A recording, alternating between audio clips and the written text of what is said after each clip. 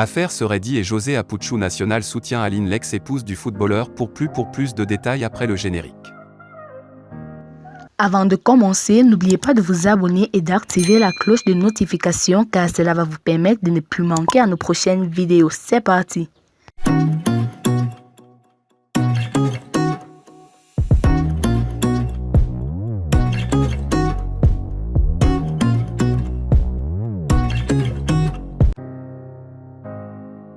Olokpacha réagit suite aux propos d'Angela Lova. Arafat ne m'a rien dit. Les langues commencent à se délier dans l'entourage du Daïchi suite aux propos de la chanteuse Angela Lova qui affirme avoir eu un enfant avec leur défunt ami.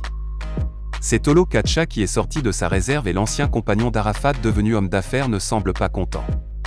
Tu ne peux pas venir sur les réseaux sociaux parce que tu dois faire sortir un single et créer un buzz pour qu'on te regarde. Non, tu n'es pas obligé de faire ça. Pour lui, Angela Lova chercherait à faire du buzz dans l'optique de lancer son single car il est impossible pour Arafat de cacher une relation non seulement à ses fans mais aussi à ses proches amis, ses compagnons de toujours, ceux qui savent tout sur lui. De plus, pour des questions de précaution, Olokpacha aurait voulu qu'en tant qu'ami intime de la star décédée, Angela Lova aurait pu lui dire ce qui se passait entre elle et son ami. Mais ni lui, ni elle n'en a parlé. Angela, tu ne m'as rien dit. Arafat n'en a jamais parlé alors qu'il me disait tout.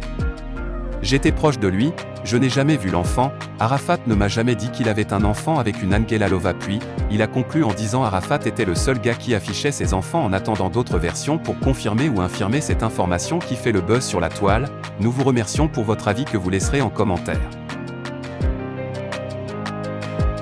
Vie de star. Seredi officialise sa vie de couple avec José. Seredi a fait son choix invité sur le plateau d'une chaîne de télévision ivoirienne dans la soirée du vendredi 24 juin 2022.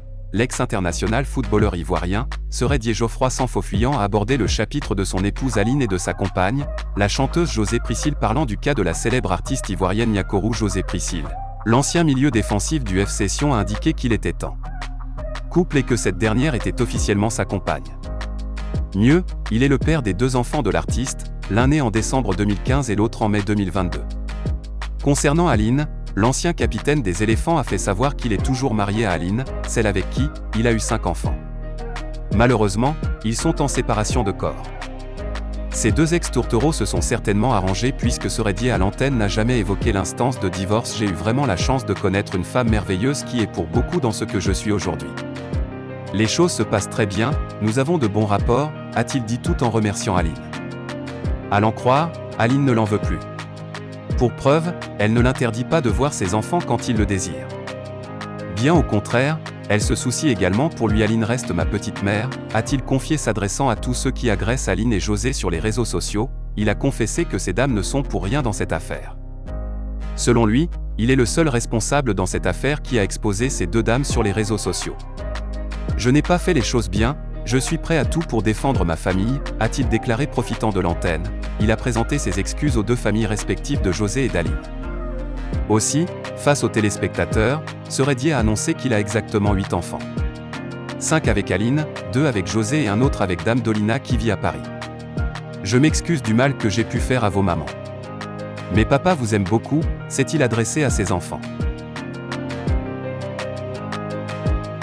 Le 23 juin 2021, lorsque le tribunal criminel d'Abidjan condamnait Guillaume Soro, déjà contraint à l'exil à la perpétuité, et prononçait la dissolution de son mouvement, Génération et Peuple Solidaire, GPS, le dessein était clair: voir l'ancien président de l'Assemblée nationale et son mouvement mettre la clé sous le paillasson.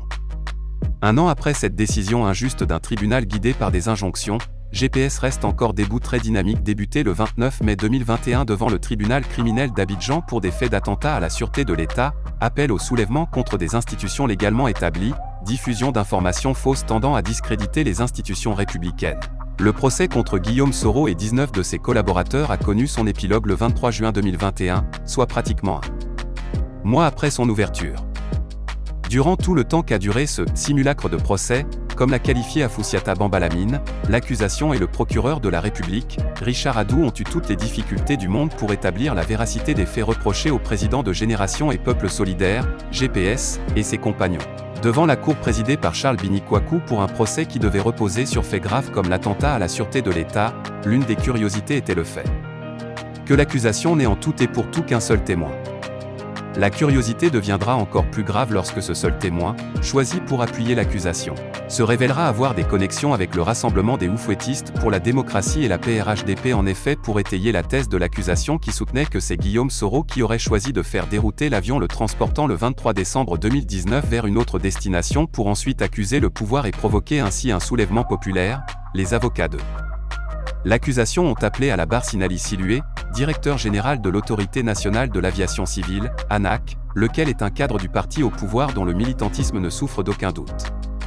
Comment son témoignage pouvait-il être digne de foi, d'autant plus que le président de la République, président du RHDP, avait lui-même, en personne, annoncé quelques mois plus tôt que le président de GPS sera jugé et condamné à la perpétuité en vérité, devant le tribunal criminel. Sinali Silué n'était pas qu'un simple témoin mais un militant du parti au pouvoir qui jouait sa partition dans le plan commun de voir Guillaume Soro et GPS disparaître de l'espace politique ivoirien.